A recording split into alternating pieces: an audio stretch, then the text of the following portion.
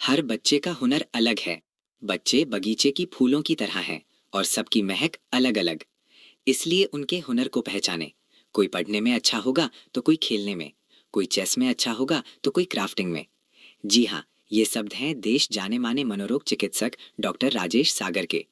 उनका मानना है कि बच्चों की प्रतिभा को पहचाने और उनको अपनी चॉइस फोर्स ना करे। बच्चों को अच्छा वातावरण दे और उनको ताने ना मारे और उन पर हाथ ना उठाएं।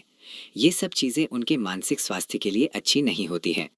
वातावरण जो है एनवायरनमेंट बच्चों को बहुत अच्छा दे, फिजिकल अब्यूज ना करें उसको, या कोई ऐसे गलत शब्द ना कहें। तो एक तो एनवायरनमेंट आप उसको अच्छा दें, जो कि पेरेंट फैमिली के अंदर और इवन स्कूल में भी टीचर का भी बहुत बड़ा प्रभाव होता है। स्कूल में बच्चा 1/3 रहता है, स्कूल का प्रभाव बहुत होता है। दूसरा उसमें देखें कि पढ़ाई तो है इम्पॉर्टेंट, और उसके साथ साथ उसकी फिजिकल एक्टिविटी, उसकी हॉबीज, उसके इंटरेस्ट, वो सब भी कायम रहे ठीक तरह से। उसमें उसको भी प्रमोट करें, उसका सेल्फ एस्टीम बढ़ेगा, उसको एक तरह का कॉन्फिडेंस आएगा।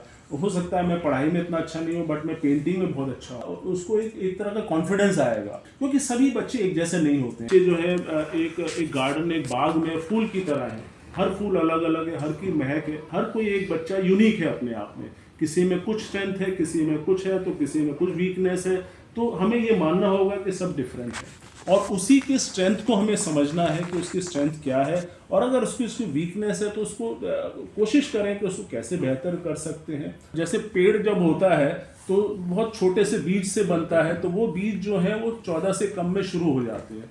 पेरेंट्स उसको सोचते हैं कि नहीं ये ठीक हो जाएगा, टीचर्स भी सोचते हैं, लेकिन कुछ लक्षण जो है शुरुआत में वो आ जाते हैं।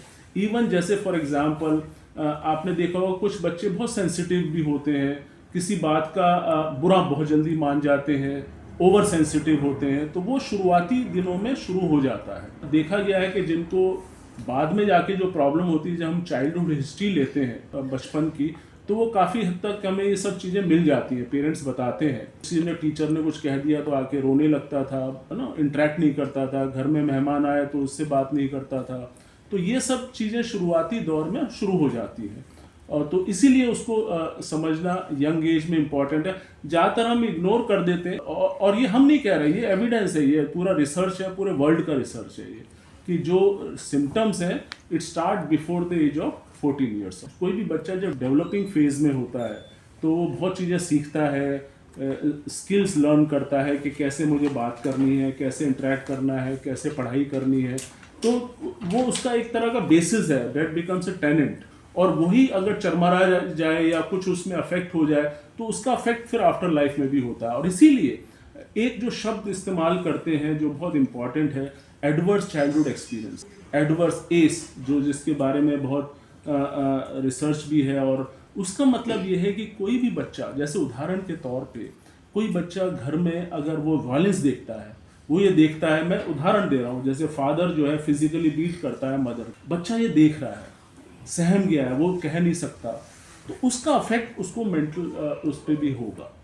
टीचर ने उसके साथ कुछ डिस्क्रिमिनेट किया है, या स्कूल में कोई ऐसा हादसा हो गया है, या किसी ने उसको बुली कर दिया है, या कुछ और उसके बारे में कह दिया है, या उसके परिवार के बारे में कुछ कहा, तो उसका अफेक्ट जो है उसके मन में, क्योंकि वो उसको व्यक्त नहीं कर सकता, क्योंकि वो एक तरह से देखा जाए तो बीमारी तो है नहीं वो, तो वो उसके वो मन में कर लेता है। तो उसके बाद उसका फिर दूसरे ढंग से उसका अफेक्ट आता है, या तो वो उदासी उसको हो सकती है, या घबराहट के लक्षण हो सकते हैं, या नींद में प्रॉब्लम हो सकती है। तो ये सब लक्षण उसके हो सकते हैं। तो उससे क्या होगा, फिर उसकी पढ़ाई में फिर उसका अफेक्ट आने लगेगा।